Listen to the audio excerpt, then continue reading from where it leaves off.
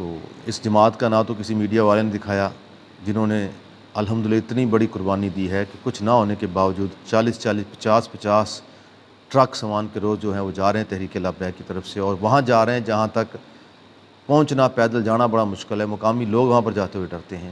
تو یہ اللہ کی مخلوق کو فائدہ دینے کے لیے وہاں تک پہنچ رہے ہیں، اور وہاں کے لوگوں کے جذبات اور معاملات اور احساسات ذرا ملاحظہ کریں۔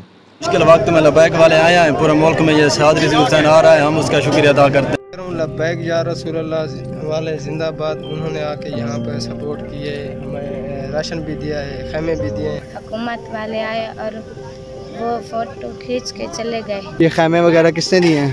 لبیک والے آئے ہیں، انہوں نے دیے۔ کہتے ہیں مریم نواز اور شباشی بھی ہیلی کاپٹر وغیرہ میں آیا تھا۔ یہ نہیں، میں نے تو نہیں دیکھا۔ دادی جا رہی ہے لبیک یا رسول اللہ کی طرف سے۔ وہ کس طرح اس پارٹی کو دعائیں دے رہے ہیں اور کہہ رہے ہیں کس طرح یہ مشکل وقت میں ہمارے کام آئے یہ لوگ۔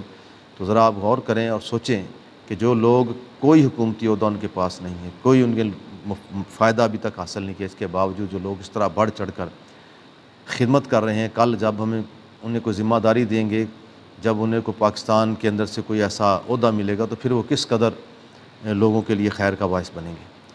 تو اس لیے اپنی آنکھوں کو کھول کر بغیر حسد کے، بغیر دنیاوی معاملات کے اور بغیر کسی پارٹی کی محبت کے، آنکھوں کو کھول کر نیوٹرل ہو کر مرنا ایک دن آپ نے بھی اور ہم نے بھی اللہ کی بارگاہ میں پوچھا جائے گا کہ جب اتنے خلوص والے اور اتنے خیر والے لوگ تمہیں موجود ہو تو تم نے صرف دنیاوی مقصد کے لیے اور دنیاوی فائدوں کے لیے ان جھوٹے لوگوں کو ترجیح کیوں دی جو میڈیا پہ بیٹھ کر دن رات جھوٹ بولتے تھے۔ جیسا میڈیا جھوٹا ویسے اس میڈیا کے اوپر اس کو پروموٹ کرنے والے، اس کے اوپر آنے والے، اس کو جس کو یہ میڈیا جو ہے وہ اوپر لے جاتا ہے، وہ سارے کے سارے ان کی طرح جھوٹے لوگ ہیں، صرف میڈیا تک ہی ہیں۔ حقیقی خدمت اگر دیکھنی ہے تو وہاں پر جائیں اور وہاں سے مقامی لوگوں سے معلومات حاصل کریں۔